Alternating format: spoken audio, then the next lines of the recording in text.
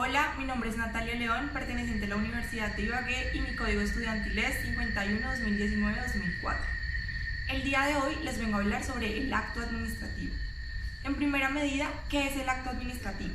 El acto administrativo es una manifestación de voluntad por parte de quienes ejercen funciones administrativas encaminadas a surtir un efecto jurídico o un efecto de derecho. ¿Por qué por parte de quienes ejercen funciones administrativas? Porque hay entidades que pertenecen al derecho privado, tales como las cámaras de comercio, las notarías o las curadurías urbanas, que también son competentes para expedir actos administrativos y encaminadas a surtir un efecto jurídico. Quiere decir, el efecto jurídico es extinguir, modificar o crear un derecho. Atributos del acto administrativo. Los atributos del acto administrativo son 5 y se componen por principio de presunción de legalidad, principio de ejecutividad, principio de ejecutoriedad, principio de publicidad y principio de obligatoriedad. El principio de presunción de legalidad está taxativamente en el artículo 88 del CEPAC, es decir, del Código de Procedimiento Administrativo y de lo contencioso administrativo. Este artículo dice que el acto administrativo solo se puede declarar nulo en la jurisdicción de lo contencioso administrativo, es decir, solo un juez administrativo puede declarar nulo el acto administrativo. ¿Por medio de qué? Por medio de sentencia judicial. ¿Quién tiene la carga de la prueba? El administrado, por quien debe demostrar que el acto administrativo presenta un vicio por medio de una causal de nulidad. Hasta que el juez tome sentencia, se le puede pedir que imponga una medida cautelar, tal como la suspensión provisional, para que deje sin efectos temporalmente, no definitivamente, el acto administrativo. El principio de ejecutividad es un principio interno y es cuando el acto administrativo adquiere mérito. ¿Qué es adquirir mérito? Firmeza u obligatoriedad. El principio de ejecutoriedad es un principio externo y es materializar ese mérito. ¿Y cómo se materializa ese mérito? Tiene dos presupuestos. El primero es cuando el acto administrativo está en firme y el segundo es que el acto administrativo no puede estar en causal de pérdida de ejecutoriedad. Cuando el acto administrativo está en firme, esto está expuesto en el artículo 87 del CEPACA, y cuando el acto administrativo no está en causal de pérdida de ejecutoriedad, esto está expuesto en el artículo 91 del CEPACA. Ahora, el principio de publicidad es la manera en que se va a hacer la publicidad del acto administrativo. Cuando es un acto administrativo de carácter general, su publicidad es publicación en la Gaceta Oficial de la página web de la entidad administrativa. Y cuando es un acto administrativo de carácter particular, su publicidad se da por medio de notificación. Y existen diversas modalidades para notificar un acto administrativo de carácter particular. Por último, el principio de obligatoriedad se define como acto administrativo general que ha sido publicado es obligatorio y acto administrativo de carácter particular que ha sido notificado es obligatorio.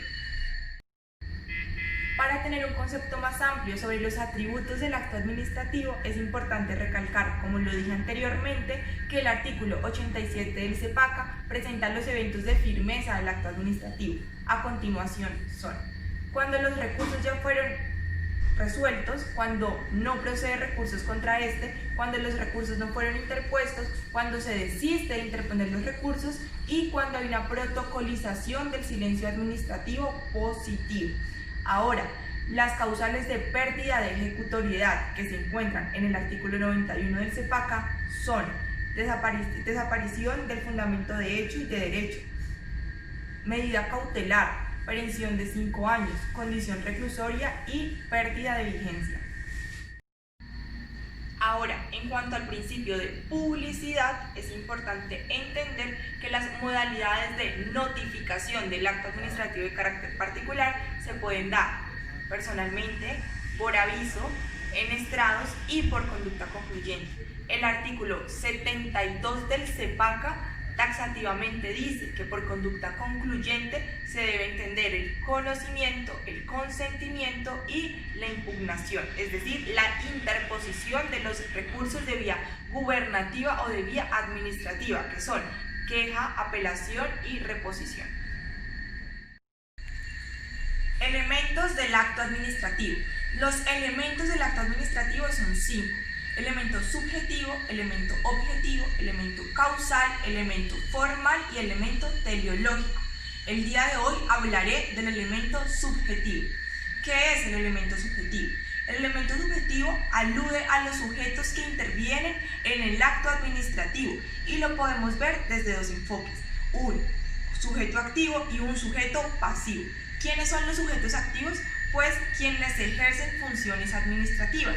Se debe hacer una diferencia entre la capacidad y la competencia, puesto que todos aquellos que ejercen funciones administrativas son capaces. La capacidad pertenece al derecho privado, es la regla general. Sin embargo, se debe distinguir de la competencia, que es la excepción a esa capacidad, pertenece al derecho público. Todos son capaces, pero no todos son competentes. El sujeto pasivo, por el contrario, es el destinatario del acto administrativo, que puede ser una persona natural, una persona jurídica en derecho público y en derecho privado, y un menor de edad por medio de representante legal. Ahora, la competencia. La competencia tiene 3 factores importantes. El primero es el factor territorial. El factor territorial alude a la jurisdicción dentro del cual se puede expedir el acto administrativo. El factor temporal alude al plazo o término que ha señalado la normatividad para ser competente y expedir ese acto administrativo. Y la materia y el asunto alude a principalmente el recurso de apelación. Cuando se interpone un recurso de apelación en contra de un acto administrativo que ha sido expedido por una autoridad administrativa, la misma autoridad administrativa que profiere ese acto administrativo no puede conocer el recurso, lo debe conocer el superior jerárquico. ¿Por qué? Porque si la misma autoridad que profiere el acto administrativo reconoce el recurso de apelación, estaría violando un principio muy importante, un principio que hace parte del derecho administrativo sancionador, que es el principio del non reformatio imperius. Ahora, ¿cuáles son las características de esa competencia? Las características son, primero, legalidad. Se presume legal todo acto administrativo expedido por autoridades administrativas que estén dentro de sus funciones administrativas y que la norma los haya facultado para poder expedirlos. La irrenunciabilidad. Se dice que la autoridad administrativa no puede renunciar a sus funciones administrativas. La especialización. Especialización se define como que la autoridad administrativa está especializada o facultada para conocer ciertos asuntos. Y por último, la imparcialidad, y es que las autoridades administrativas, quienes ejercen funciones administrativas, tienen que hacerlo libre de intereses, objetivamente e integralmente.